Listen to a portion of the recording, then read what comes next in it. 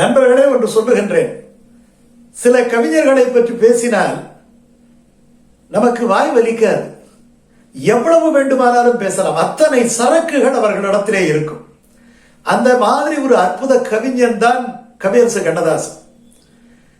அவர் ஒரு 5000 பாடல்கள் மேலே எழுதியிருப்பார் என்று சொல்லுகின்றார்கள். ஆனால் அதிலே அவரே சொல்லுகின்றார், பல பாடல்கள் நான் சும்மா அதாவது பணத்துக்காக எழுதினேன், திரைப்பட பாடலுக்காக எழுதினேன் அப்படியெல்லாம் சொல்றார். ஆனால் அது தவிர எத்தனை பாடல்கள் இன்றைக்கும் நமக்கு ஒரு அற்புதமான ஒரு ஆறுதலை தருகின்றது, நல்ல அறிவை தருகிறது, உணர்ச்சியை தருகிறது, சிந்திக்கக்கூடிய விஷயத்தை தருகிறது. இன்றைக்கு வழக்கு மன்றங்களை பற்றி நிறைய சொல்லுகின்றார்கள். ஆனால் அவர் பல பாடல்களை வழக்கு மன்றங்களில் அவர் வழக்காடி விட்டு வந்து எழுதியிருக்கிறார்.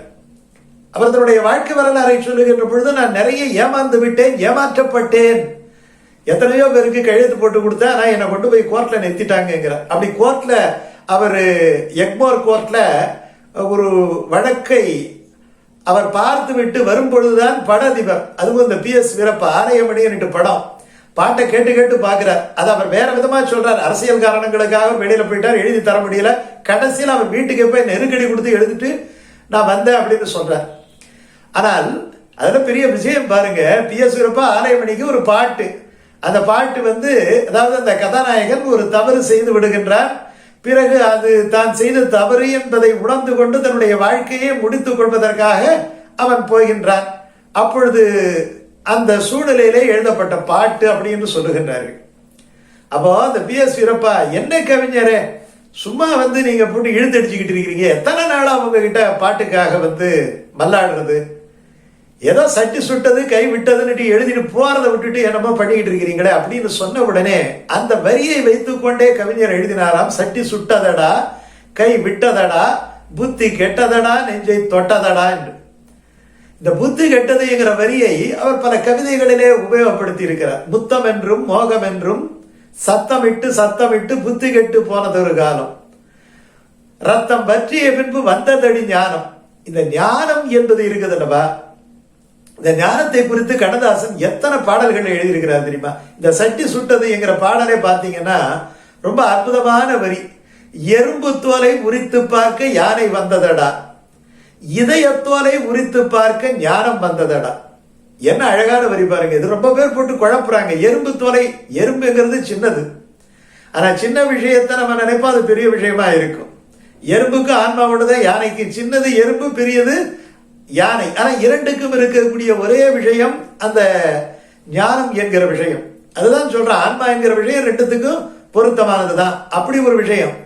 இன்னொரு விஷயம் என்று சொன்னால், இந்த சின்ன ஆன்மாவை தேடுகின்ற பொழுதுதான் ஞானம் என்கிற பெரிய யானை நமக்கு கண்ணுக்கு தெரியும்.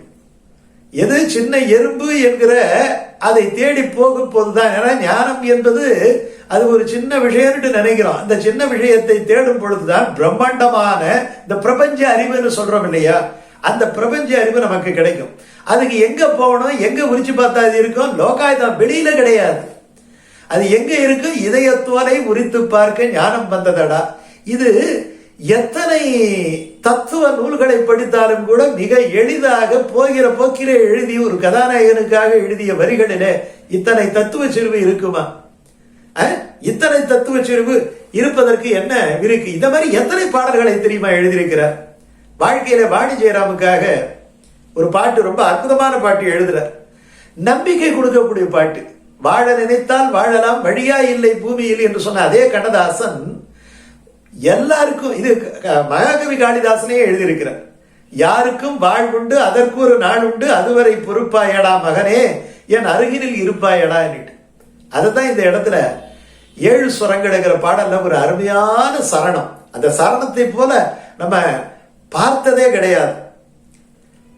நாளை பொழுது என்று நமக்கென்று வாழ்க.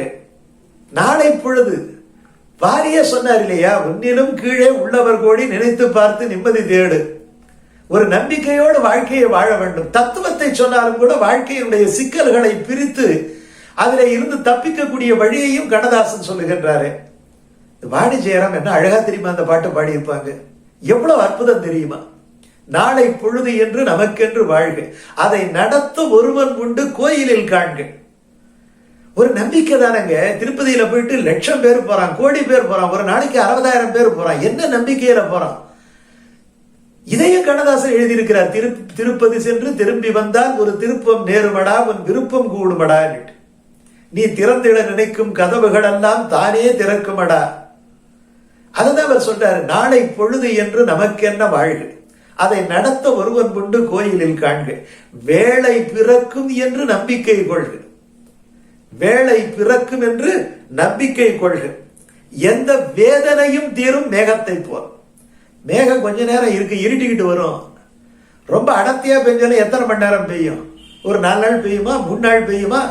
எந்த இது ஆரம்பத்திலிருந்தே கண்ணதாசன் எழுதுனது. முதல் பாடலே கலங்காதிரு மனமே, கலங்காதிரு மனமே, மனதினுடைய கவலையை தீர்க்கக்கூடிய அற்புதமான வார்த்தைகளை சொன்னவர் கண்ணதாசன். அதனால்தான் கண்ணதாசன் இன்றளவுக்கும் போற்றப்படுகிறார்.